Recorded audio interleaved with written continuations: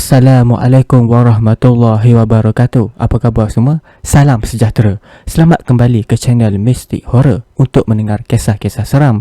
Jadi pada malam ini ada beberapa kisah seram yang saya akan sampaikan. Jadi adakah anda dah bersedia? Jom kita dengar. Tapi sebelum kita mula, saya nak anda like, share dan subscribe. Thank you guys. Okey, jom kita start dengan kisah kita yang pertama. Kisah kita bertajuk Genting 2001. Dah jadi tradisi Amin, iaitu tukang cerita ni lah, dan juga housemate dia untuk berhibur bersama setiap Jumaat, iaitu malam Sabtu. Sama ada layan midnight show kat Mid Valley, tengok bola dekat Mama, ataupun simple dinner. Kenderaan rasmi yang dia guna adalah van Toyota yang klasik milik Johan ataupun panggil John. John tak duduk sekali dengan diorang sebab rumah mak ayah dia dekat area situ saja. Tapi selalu jugalah datang lepak kat rumah sewa Amin ni, sampaikan si John ni dah dianggap sebagai housemate yang tidak rasmi. Malam tu masing-masing tak tahu nak buat apa. Nak layan movie, semua cerita tak best.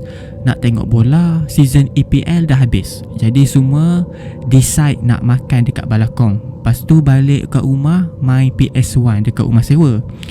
Van yang dipandu oleh John keluar daripada area flat menuju ke balakong. Riuh rendah dengan 8 orang pelajar universiti membekak macam makcik-makcik pergi kedui kahwin. Agaknya duk tengah sedap menyembang tu, John tersalah jalan. Salah seorang daripada geng bernama Ebon, dia cadang pergi makan dekat Sungai Besi, dah alang-alang nak pergi kat sana. Tapi masalah je, dah terlepas simpang. Teruskan je lah masuk pekan KL. Seorang lagi member nama Ayub. Dia si Ayub ni pula, dia cadang pergi kampung baru je lah. Lepas tu baru pusing-pusing pasal bandar Chowkit. Sakan shooting The Ship punya pasal tersesat ke DBP, putar balik dan masuk jalan Istana dan masuk jalan Kuching. Tapi sekali lagi tersalah jalan. Tapi kali ni termasuk jalan pergi area Gombak ataupun Batu Cave. Ingat kan, nak buat U-turn ataupun patah balik ke jalan Kuching. Tiba-tiba ada pula lah yang mengada-ngada cakap, jom naik genting, ada beran. Sebab memang betul dekat depan tu ada signboard menghala ke arah genting Highland. Amin memang tak nak lah sebab dia pakai zuar pendek. Separuh tak nak, separuh lagi cakap jom. Kata putus diberi kepada John sebab dia yang drive van. Amin terpaksa akut lah bila John cakap jom pergi genting. Disebabkan beberapa orang yang mengada-ngada nak naik genting, semua kena kasih duit minyak ataupun tong-tong lah, duit minyak dengan duit tol. Setiap seorang kena bagi RM10. Mungkin bunyi macam tak banyak lah RM10 sekarang ni, tapi bagi seorang student universiti pada tahun 2001, RM10 ni kira banyak lah. Tak ada apa-apa pun yang berlaku on the way naik. Waktu ada dekat atas tu memang tak ada apa-apa yang kisah seram ataupun kejadian seram yang berlaku. Waktu kita orang lepak dekat atas, waktu on the way nak pergi memang tak ada apa-apa. Kisah seram ataupun kejadian pelik ni, dia berlaku time nak turun daripada genting. Time ni van dah mula turun dah. Jalan bukit yang bersimpang siur lebih kurang pukul 1 pagi lah. Menurut Amin, waktu tu boleh dikatakan jalan genting Highland tu memang lengang sebab dah 3-4 corner dah tak ada kereta lain kecuali van Toyota si John ni je yang ada. Cahaya merah daripada brake light ataupun lampu brake kenderaan dekat balik corner seterusnya telah membuatkan John memperlahankan van. Tiba-tiba ada dua kembara ada dekat depan dan dia bergerak dengan kelajuan yang even nenek umur 90 tahun pun boleh bengang. Terlalu perlahan. Boleh aja overtake, tapi John tak nak ambil risiko bertembung pula dengan incoming traffic. John cocok-cocok lah dekat belakang untuk menunjukkan bahawa kereta dia yang depan ni dah slow, kena lajukan sikit. Tapi masalah dia, kereta kembara tu dia buat aja. John dia bagi high beam 2-3 kali, tapi dia boleh pula main break kereta kembara kat depan ni. Amin yang lain-lain suruh potong je lah. Dan waktu berselisih tu, dia orang pesan kasih slow sikit sebab nak ajar sikit kereta kembara yang kat depan dia orang ni, sebab bawa macam ... Van John ni dia memintas kereta kembara dan semua yang dalam van tu dah standby dekat tingkap nak menganjing. Sebaik saja van betul-betul dekat tepi kembara tu, dia orang disambut oleh sekumpulan bapuk Tak susah nak sahkan kereta kembara tu dipenuhi oleh geng pondan dengan muka semua jantan habis dan riben-riben besar kat kepala. Maksud aku, kalau kita tahulah, bila kita boleh tahu bila lelaki berpakaian sebagai wanita, bila kita nampak, terutama sekali, memang dah jelas. Okey, maksud dia di sini, pondan dia, kita boleh agak daripada rupa fizikal dia, kita boleh tahu badan dia akan muscular, dia akan berotot-otot, dan dia akan, rupa dia memang tak nampak feminin langsung. Dia still nampak lelaki walaupun dia sembunyi di sebalik baju perempuan. Sepatutnya dia orang yang menganjing, tapi bapuk-bapuk tu pula yang lebih-lebih, sampai takut pula si Amin yang lain-lain. John siap overtake kembara tersebut dan laju ke van dia, tinggalkan geng bapuk tu jauh kat belakang. Tiba-tiba mood dekat dalam van tu yang tadinya ceria dengan hilai tawa, tiba-tiba macam sunyi sikit. Salah seorang daripada diorang ni, Amin ataupun siapa-siapalah tak ingat, dia tanya soalan yang buat semua orang tertanya-tanya. Bila dah lepas overtake jauh daripada kereta kembara yang bapuk tu drive ataupun geng bapuk tu, tiba-tiba salah seorang, tak ingatlah siapa, si Usuk ke si Ayub ke, dia tanya satu soalan. Weh, aku nak tanyalah, kereta kembara tu kan boleh muat berapa orang? Sebab tadi aku tengok ramai gila tau. Bila dengar soalan tu, semua pakat nak ingat balik. Ya, memang betul. Waktu nak menganjing kereta bapuk tu tadi, nampak ada lebih daripada 5 orang. Sebab dekat seat belakang je, ada yang perasan ada 6 atau 7 orang bapuk duk terjerit-jerit kat diorang tadi. Ada juga yang bagi pendapat kata 7, ada yang cakap 8, ada yang cakap 10. Jadi kesimpulan dekat sini, kereta kembara yang diorang tengok tadi tu, kalau ikut logik akal lah, dah lebih kapasiti. Tapi tak sangka boleh muat pula semua orang tu. Kalau dipikir-pikirkan balik, tak logik. Sebab badan bapuk-bapuk tersebut memang muscular gila, besar. Mustahil kereta kembara yang besar, yang orang kata apa, 5 orang boleh muat tu, boleh muat sampai 10. Tak kepelik. Jadi diorang dikejutkan dengan bunyi kenderaan memintas laju dekat sebelah. Sedar-sedar kereta kembara bapuk tadi tu dah ada depan diorang, dan dia sengaja memperlahankan kelajuan. Macam tadi, kali ni cermin belakang kembara tersebut dipenuhi bapuk-bapuk. Amin kira waktu bapuk tu sua muka diorang dekat cermin belakang kembara tersebut. Amin kira memang ada 10 atau 11 kepala bapuk bertepek kat cermin belakang, duk buat muka mengejek. Mula-mula rasa annoying, tapi bila fikir balik, rasa seram pula. John, lain macam je weh bapuk-bapuk kat depan ni. John diam aja, tapi Amin dapat tahu perasaan John waktu tu disebabkan nampak peluh yang banyak dekat dahi John. Dekat belakang pula dah macam-macam doa dah mula baca, takutnya pasal. Dalam ramai-ramai itulah Amin yang paling tension, sebab tingkap dia tak boleh naik sejak daripada atas genteng lagi, stuck. Kalau dia buatnya, kalau ada benda lah yang terbang nak masuk dia orang dalam van dia orang ni, dah tentulah dia kena dulu. Tu yang dia tension sangat tu. Benda-benda mengarut dah mula bermain-main dekat minda si Amin ni. Kembara kat depan tadi tu dah start main berit-berit balik. John, kau stop dulu John, van kau ni, kau biar pondan ni belah dulu.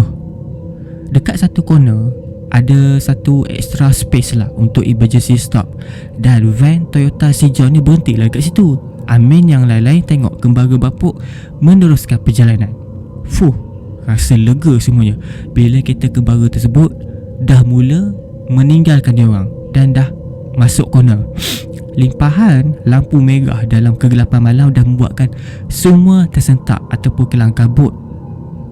Kelang kabut si John ni dia hidupkan van di saat bontot kereta kembara muncul depan dia orang. Kata Amin, nak tercampak dia orang dalam van bila John tekan pedal brake sampai ke lantai. Brake mengejut lah. Van mintas kembara yang masih terkiak-kiak mengundur. Sempat Amin tengok bapuk-bapuk dalam kereta kembara. Dia orang tengok si bapuk ni, dia orang bapuk ni tengok diorang dengan mata yang terbuntang. Kali ni dah tak ada dah, safe playing.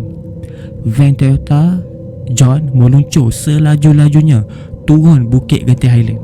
Sampai Amin sendiri cakap yang dia dah expect akan accident waktu tu.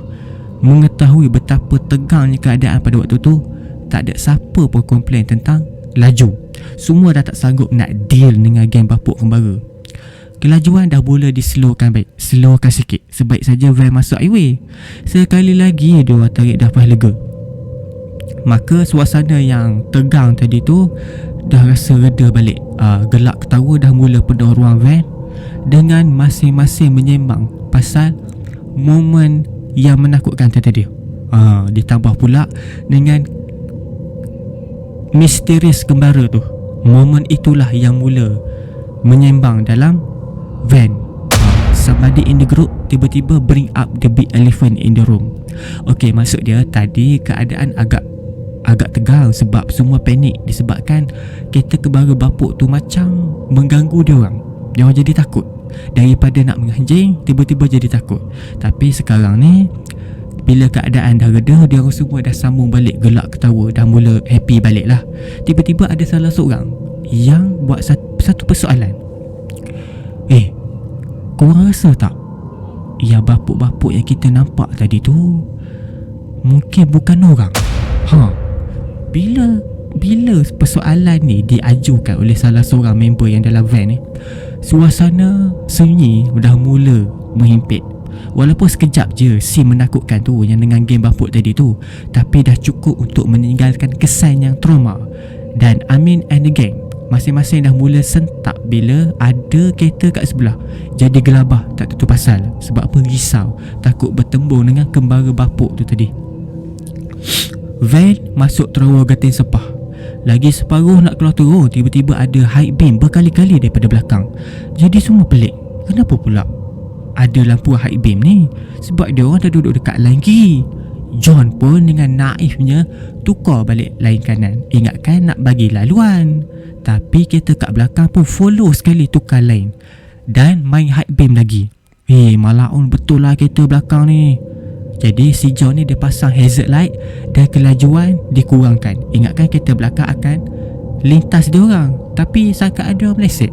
Bila kereta tersebut juga ikut dia orang memperlahankan kelajuan. Orang yang duduk dekat seat belakang pergi usah kereta belakang dan John, kereta kembara bapuk tu lagi dia ada kat belakang. Bla cepat laju sikit John. Kecut perut si Amin bila dapat tahu rupa-rupanya kereta bapuk tu kat belakang terhenjut-henjut van si John ni. Bila si John ni cuba nak masuk gear sebab main clutch dah tak betul, kaki John ni dah rasa macam dah lembik sebab takut satu, dan pada masa yang sama nak kawal kelajuan. Kembara bapuk tu steady je ikut belakang van si John ni. Tak kira macam mana laju John pecut, Amin pula tak habis-habis cuba nak naikkan tingkap yang stuck. Dia tak nak ambil risiko kalau tiba-tiba kembara tu mencelah dekat sebelah dan tarik dia masuk dalam kereta. Kau boleh tak stop rosakkan kereta aku? Amin stop, cuba naikkan tingkap. Dia berhenti. Dia pandang John dengan riak kata seolah-olah, damn you. Lain-lain dah kat belakang tak habis-habis duk kasih update setiap 10 saat. Weh, kereta kembara kat kanan, kereta kembara dekat kiri, makin dekat, makin jauh, laju perlahan. Itu adalah peranan orang dekat belakang duk update lokasi kereta kembara tersebut. Perkara yang paling Amin takut akhirnya berlaku. Dengan mudah kereta kembara yang si bapuk tu menyusup ke sebelah kiri dan steady berjalan bersama-sama van si John ni. Kali ni Amin boleh tengok dengan jelas makhluk-makhluk bapuk yang ada dalam kereta kembara tersebut. Nak describe makhluk bapuk tersebut, kalau korang pernah tengok dekat majalah ke TV ke atau mana-mana lah, korang pernah tengok tak macam mana rupa orang zaman batu? Itulah dia rupa bapuk-bapuk dalam kembara tu. Nak kata macam orang tak, nak kata macam hantu pun tak juga.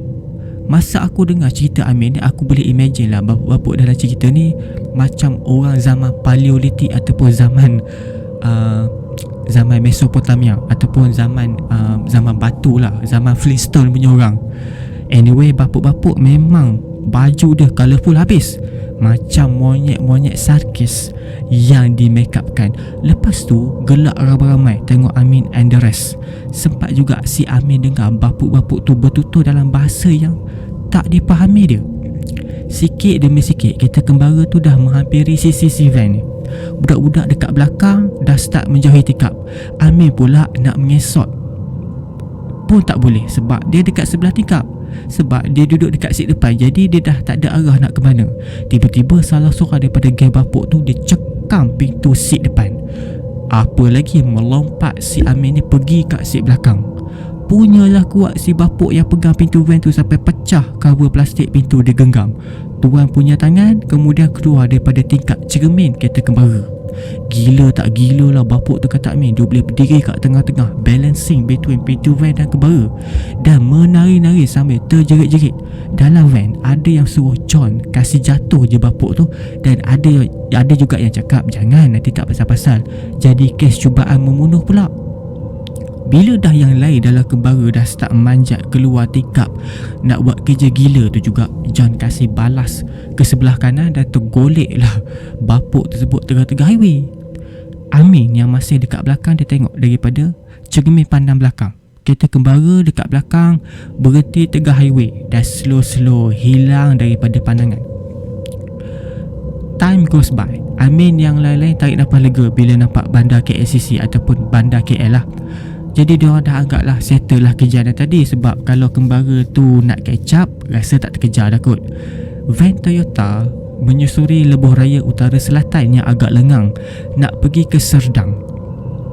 Tiba-tiba ada satu kilauan yang menyakitkan mata datang daripada cermin pandang belakang, dan tiba-tiba ada bunyi hentakan kuat dekat belakang van, menyebabkan Amin yang lain-lain tercampak dekat depan. Jadi John ni sedaya upaya cuba nak kawal van. Van ni pula dah macam nak terbalik. Kedinginan malam dah memenuhi ruang van. Masuk daripada tingkap belakang yang dah pecah, daripada pintu belakang yang dah remuk, kelihatan ada cahaya terang yang begitu pantas menghampiri van. Dan sekali lagi kedebung, van tua John ni dilanggar kali kedua. Kali ni memang betul-betul remuk belakang van si John ni. Steering van dah berat menandakan tayar belakang dah out. John kekal mengawal van sampai kat tepi jalan. Tak boleh nak pergi. Sempat dia orang tengok sebuah kembara dekat jalan raya dengan bahagian depan dia yang dah rabak. Front guard dia dah terjuntai dan lampu-lampu dah pecah. Kereta kembara tersebut memecut jauh meninggalkan Amin dan kawan-kawan. Tengok line dah clear daripada kembara puaka tu, Amin dan yang lain keluar daripada van. Dia orang cek keadaan van rasmi dia orang. Keadaan dia parah, itu sajalah perkataan yang boleh digambarkan oleh Amin. Bila tengok belakang van, itulah dia perkataan yang dia orang tahu boleh describe keadaan van tersebut parah. Macam mana 88 orang dalam tu boleh survive pun tak tahu. Remuk sampai seat yang belakang tu tertolak ke depan. John dah maki non-stop kat kembara bapuk puaka tu lah. Yang lain pula dah tak tahu nak buat apa, panik. Nak call orang masa tu bukan semua orang mampu pakai handphone lagi. Adalah 2-3 orang yang pakai Nokia 33 sekupang, tapi sayang tak ada top up pula kan, tak mampu nak beli lagi. Bawa handphone tu pun sebab nak main game ular je. Si Ayub ni cadang, jom jalan kaki sampai rumah, sebab rumah pun dah tak jauh dah. Dan kemudian naik motor pergi balai buat report. John pula tak nak sebab nanti ada orang curi van dia. Tak ada siapa lah nak curi van buruk kau tu John weh, kata Wak Jen dengan nada sinis. Lepas Wak Jen ni kata macam tu, John ni jadi naik angin. Dah nak bertumbuk pula dua orang ni. Lepas dah settle apa semua, dia orang pun berjalan dekat sepanjang highway nak pergi dekat exit Serdang ataupun UPM. Dari jauh nampak ada lampu merah berik dan kenderaan yang berhenti dekat ruang kecemasan. Kereta tu pula dia reverse dengan laju pula tu. Dah dekat baru perasan yang kereta tadi tu adalah kembara puaka bapuk tu. Bertempiaran semua lari naik bukit exit Serdang UPM. Tapi kederat dia dah tak boleh nak challenge dengan kelajuan kereta. Sekejap aja kembara tersebut dah ada depan dia orang. The only reservation yang Amin rasa dia boleh outplay geng bapuk tu adalah diorang berlapan lawan geng bapuk dalam kembara paling ramai pun berapa je? Ada 4 orang. Bapuk pula tu mungkin penat daripada ketegangan situasi dah membuatkan dia dah tak ingat persoalan-persoalan yang tak logik pasal geng bapuk awal-awal tadi. Salah seorang daripada bapuk tu keluar daripada pintu penumpang belakang. Kata Amin, bapuk tu tinggi dalam 6 kaki lebih, berotot, tapi dia pakai baju one piece, tight dress dan heel. Dari kilat-kilat dekat rambut nampak macam dia pakai rambut palsu. Dan dia ada pakai ribbon makeup. Dia ada pakai ribbon makeup dekat muka ni, tak payah cakap lah. Dekat tangan pula dia pegang steering lock. Dan bapuk tersebut berjalan pergi ke arah dia orang. Kedengaran hilai tawa daripada kereta kembara tersebut yang padat dengan orang. Amin dapat dengar dengan jelas bahasa yang digunakan oleh bapuk-bapuk tu. Ianya bahasa Melayu yang dah bercampur aduk slang-slang bapuk. I mean, kalau korang tahu bahasa-bahasa maknya ni, I guess that might be the weird language they are using. Amin dapat ingat adalah few words kejadian malam tu, dan seperti dah imprint dalam kepala otak dia. Dia ingat sampai sekarang. Cantas je semua tu nya. Cantas biji anak-anak ikan tu, something like that lah bahasa dia. Ibon paling besar di antara 8 orang tu jadi first target bapuk yang bersteering lock tu.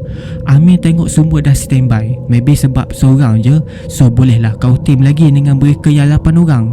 Wak Jen yang rasanya yang scram dulu sebab bapuk tu dekat area pinggang. Diikuti yang lain-lain melautkan bapuk yang dah meronta-ronta ke atas jalan. The rest of the bapuk keluar daripada kereta kembara. Dan kata Amin lagi, percayalah cakap aku dah merung, memang ramai gila bapuk tu keluar daripada kereta kembara tu, macam satu tim bola. Amin and the gang dah tak boleh lah nak menang Bila bersaing secara fizikal dengan geng bapuk tersebut. Memang physically impossible. Masing-masing tinggi 6 kaki ke atas dan muscular. Dah macam orang Europe dah. Rasanya tapak tangan je dah besar muka si Amin ni. Kalau dia lempang mau koma. Amin yang lain-lain berundur. Dia berlari tak cukup tanah bila dapat kesempatan. Tapi masih geng bapuk tu tak boleh nak catch up sebab semua pakai kasut tumit tinggi. Untuk elak daripada dikesan oleh geng bapuk yang semua pasti tengah cari dia orang, Amin dengan kawan-kawan terpaksa merangkak-rangkak dalam longkang, ikut semak, di sebalik pokok, balik bangunan, dan ambil sebanyak masa yang boleh untuk bergerak, kerana jelas kelihatan ada kereta kembara bapuk yang lalu lalang dekat jalan raya sedang gigih mencari si Amin ni dengan kawan-kawan dia.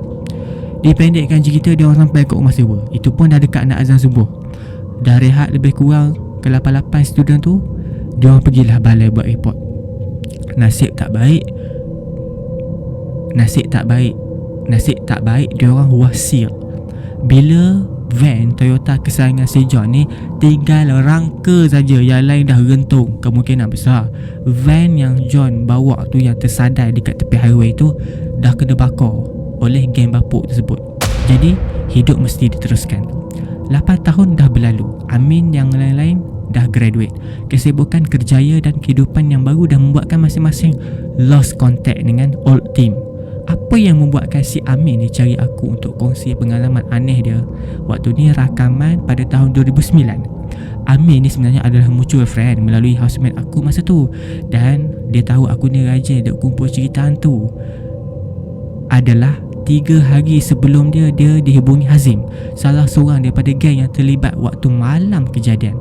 Hazim ceritalah waktu dia pergi kedai potong, dia nampak kereta kembara biru dengan depan yang dah remuk. Maksudnya kereta kembara si bapuk tu lah yang kacau dia orang 8 tahunnya dulu. It is hard to forget the detail of a traumatizing experience. Dan masih jelas di ingatan Hazim kejadian malam tersebut. Berdua kembara yang dia nampak tersadai dekat kedai potong tersebut is the real kembara puaka yang ganggu dia orang. Si Hazim ni masih ingat lagi itulah kereta dia. Dah alang-alang ada dekat situ, si Hazim pergilah tanya bos kedai potong pasal kereta kembara tu. Jawapan yang si Apek tu bagi memang amat mengejutkan dia, sampai dia kontak balik di old gang. Okay, cerita dia macam ni lah. Kedai Apek tu, kedai potong, kereta potong si Cina Apek ni, ada beli bangkai kereta kembara si bapuk ni.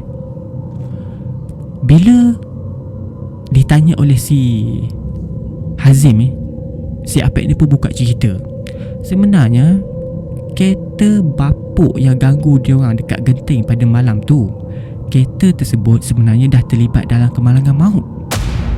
Dan dalam kereta kembara tersebut memang dibandu oleh pondan ataupun bapuk, tapi mereka terbabas dan jatuh daripada gaung.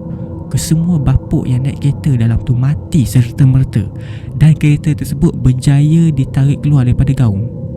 Tapi kejadian ni dah berlaku 8 tahun yang lalu. Jadi bermaknanya kereta kembara tersebut dah lama tak ada. Jadi siapa yang kacau dia orang 8 tahun yang dulu? Ini adalah satu persoalan yang agak luar biasa, tak boleh nak dipikir dengan logik. Okey, itulah dia kisah kita yang pertama. Jom kita teruskan kisah yang kedua. Kisah yang kedua bertajuk Kisah Seram Damansara 1992. Pada satu malam, ada sekumpulan pekerja buruh ni dia bersantai dekat rumah Kotai. Mungkin sebab kebosanan, salah seorang daripada diorang mencadangkan supaya berkongsi kisah-kisah seram sebagai hiburan. Kotai ni nama samaran kepada pekerja buruh. Untuk tambah feel seram, diorang cadang sebatang lilin dinyalakan sebagai sumber cahaya. Diorang duduk dalam ruangan yang sengaja ditutupkan lampu. Jadi masing-masing lah buka cerita pengalaman mistik diorang. Ada yang serius, ada yang main-main, ada yang nampak benar bohong dia, dan ada juga yang mencedok daripada filem-filem seram dan diubah jadi cerita sendiri. Meriahlah suasana dengan hilai tawa dan asap rokok kretek. Tiba-tiba salah seorang daripada diorang bertanya, "Weh geng, malam ni malam Jumaat Kliwon kan?" Semua terdiam. Ya, baru teringat yang malam tu malam Kliwon, malam Jumaat. Mamat yang tanya tadi tu rasa bersalah sebab dah spoil mood nak bercerita. Dan untuk nak repair balik keadaan tersebut, dia nyalakan 3 batang lilin lagi. Jadi dia bagi cadangan lah, semua orang kena bercerita. Tak kisahlah cerita seram ke, cerita kelakar ke, cerita sedih ke, tapi setiap lilin akan dipadamkan selepas habis 10 cerita. Kiranya lepas 40 cerita, maka terpadamlah ke-4 lilin dan menandakan sesi melepak malam tu tamat. Mood kembali meriah dengan masing-masing cuba cari cerita yang lain ataupun cari cerita yang gempak-gempak. Satu-satu lilin dipadamkan sampailah ke lilin yang terakhir. Orang yang giliran bercerita dia dah sampai bertanya cerita dia yang keberapa. Setelah mencongak, semua terkejut. Kalau diikutkan, tak banyak mana pun cerita-cerita yang disampaikan. Semua mengaku dia orang cuma bercerita 2 kali. Tapi dekat ruangan ada 6 orang. Maknanya baru 12 cerita. Tapi semua dah confirm banyak cerita yang dah didengar dan tak ada siapa pun protes waktu lilin dipadamkan. Bila diingatkan balik cerita masing-masing, ada beberapa cerita yang tak tahu siapa pencerita dia. Waktu tu terjadilah tuduh-menuduh. Si A cakap si B cakap si C cakap si D, semua tak nak mengaku. Dan ada juga yang menyokong oleh yang lain-lain. Semua cakap dia dah pernah bercerita, semua mengaku dia dah bawa cerita dan sebagainya. Dan perkara yang sama berulang-ulang kepada orang lain pula. Salah seorang menyuruh semua diam secara tiba-tiba. Mata orang yang suruh diam tu tiba-tiba tertumpul ke arah dinding plywood dekat sekeliling dia orang. Dalam nada berbisik dia tanya, dalam rumah ni ada 6 orang je kan? Tapi kan, kenapa aku nampak bayang-bayang dekat dinding tu ramai? Ya, bila toleh ke belakang, memang betul kata teman dia orang ni. Ada lebih daripada 6 bayang-bayang berbentuk orang, tapi dipantulkan cahaya lilin ke dinding. Semua tak berani nak bergerak, apatah lagi nak bersuara. Bayang-bayang misteri tu kemudian berdiri dan berjalan. Dia pergi ke arah tingkap dan pintu yang terbuka. Tiba-tiba pintu dan tingkap dikerumuni. Apa yang menakutkan, menurut kata sang pencerita ni lah, wajah-wajah orang-orang di luar ataupun kelibat-kelibat tersebut, dia menyerupai wajah-wajah ke-6 dia orang yang ada dalam rumah, iaitu grup yang bercerita seram tadi tu. Secara beramai-ramai, makhluk-makhluk yang dekat luar rumah tu pun berkata, aku pun nak bercerita. Aku pun nak bercerita. Aku pun nak bercerita.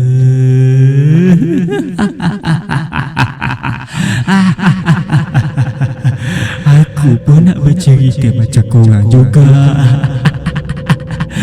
Korang dah panggil aku, jadi aku join lah korang. Menurut sang pencerita lagi, diorang hanya mampu membatukan diri sampai waktu subuh apabila penampakan dekat luar hilang macam tu aja. Diorang juga dah berbakat nak merahsiakan apa yang terjadi, apa yang berlaku kejadian tersebut. Diorang janji nak rahsiakan sebab takut ada perkara-perkara yang tak diingini sekiranya diorang sebarkan kejadian tersebut kepada orang lain. Tak lama selepas malam kejadian tersebut, seorang demi seorang pencerita seram tersebut menemui ajal. Ada yang aksiden dekat tempat kerja, ada yang meninggal dunia akibat sakit misteri, ada yang mati akibat penggunaan dadah yang berlebihan ataupun overdose dadah. Sang pencerita juga mendakwa salah seorang daripada 6 orang tu menceritakan kepadanya seminggu sebelum terlibat dalam kemalangan motosikal yang meragut nyawa dia. Okey, itulah dia kisah kita pada malam ini. Kisah yang kedua ni agak seram. Bayangkan kan, kalau kita tengah cerita seram kan, tiba-tiba jadi real. Anda bayangkan anda bercerita dengan member-member dalam gelap, 6 orang. Anda bakal lilin lah, korang bakal lilin. Waktu tengah bercerita rancak tu, tiba-tiba salah seorang daripada grup tiba-tiba tanya, grup kita ada 6 orang je kan? Tapi kenapa aku nampak dekat bayang dinding tu ada ramai? Seram. Anda bayangkan bayang tu bergerak, boleh pergi dekat pintu dan menyerupai anda yang tengah bercerita seram pada malam tu. Wish, kalau saya lah memang buka lampu balik lah. Tak adanya. Siap boleh cakap lagi, aku pun nak bercerita juga. Tu dia, nak sangat cerita seram kan? Dia sekali dia kasih realnya dia muncul. Okey, itu sajalah kisah kita pada malam ini. Ada 2 kisah seram. Terima kasih kepada anda yang sudi dengar kisah pada malam ini. Terima kasih banyak-banyak kepada yang dah like, share dan subscribe. Terima kasih banyak-banyak. Kepada yang masih belum, silalah scroll, tekan butang subscribe dan tekan butang loceng untuk anda dapat update kisah-kisah yang baru daripada channel Mystic Horror. Dan jangan lupa tekan butang loceng. Thank you guys. Okay, Assalamualaikum.